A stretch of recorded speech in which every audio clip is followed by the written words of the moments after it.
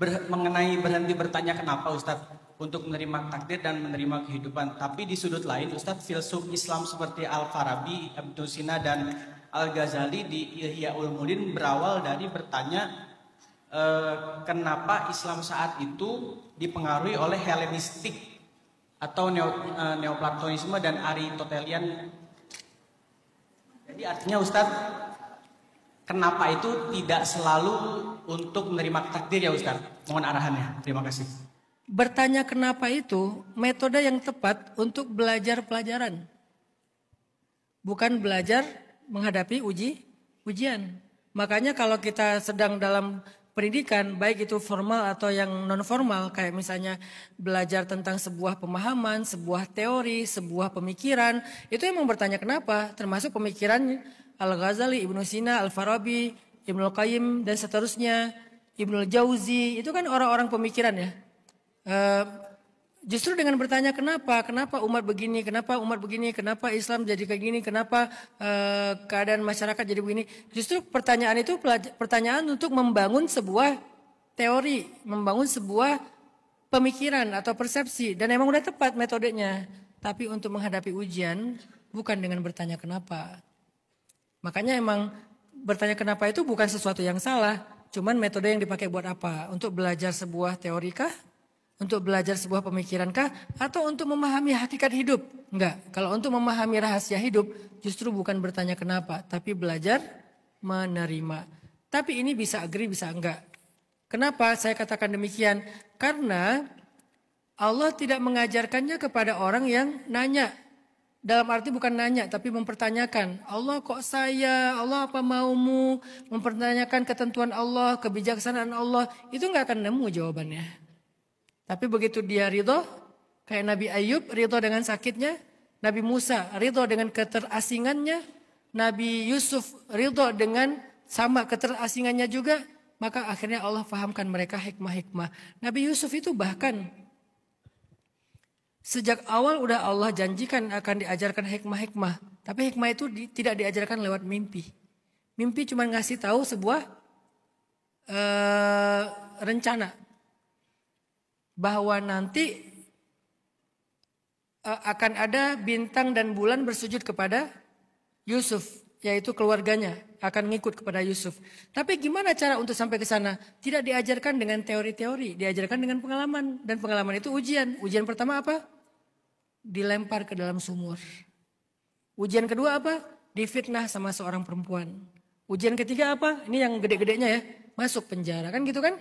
Sampai akhirnya Nabi Yusuf belajar ini, belajar itu, belajar ini, belajar itu, sampai ke puncak, baru kemudian keluarganya datang bersama ayahnya untuk mengikut kepada beliau. Dan mereka happy ending.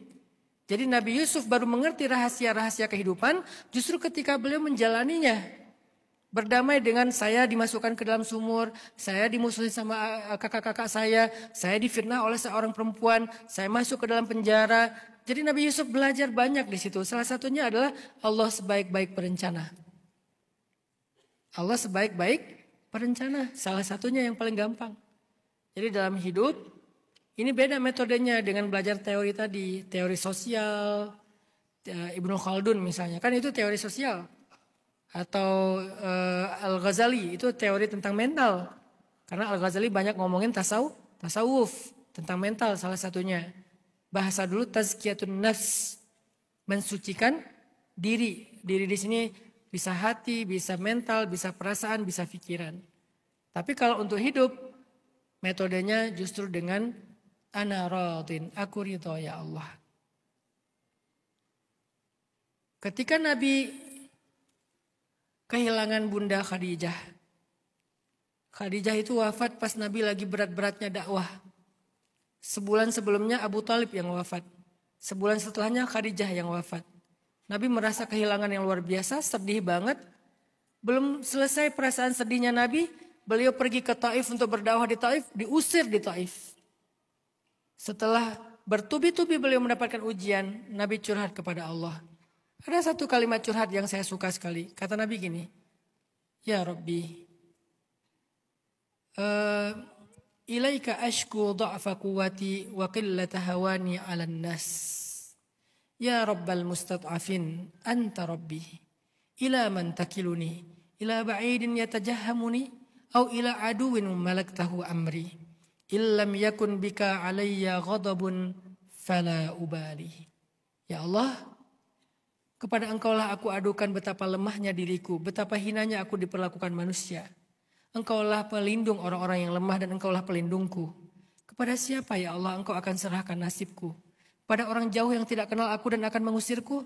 Atau kepada musuh yang akan menguasai aku?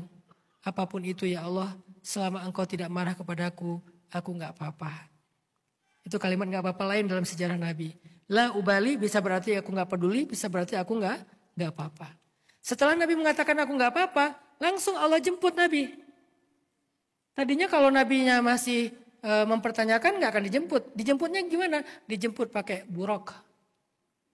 Begitu Nabi mengatakan aku gak apa-apa ya Allah, langsung dijemput oleh buraq dengan Jibrilnya, dibawa jalan-jalan untuk memahami rahasia-rahasia di balik semua ketentuan Allah. Kenapa beliau begini, kenapa kehilangan Khadijah, kenapa, terjawab satu demi satu. Dari satu pemberhentian demi pemberhentian yang berikutnya. Dari satu lapis langit ke langit yang berikutnya. Ketemu Nabi Idris dapat pelajaran apa, ketemu Nabi Musa dapat pelajaran apa, ketemu Nabi Ibrahim dapat pelajaran apa. Sampai pulang dari Isra Mi'raj terjawablah semua pertanyaan Nabi. Dan itu dimulai dengan mengatakan, la ubali, aku gak apa-apa, aku ridho ya Allah. Yang penting engkau tidak marah. Itu salah satu contoh lain. Untuk menemukan jawaban hidup harus dimulai dengan penerimaan dulu.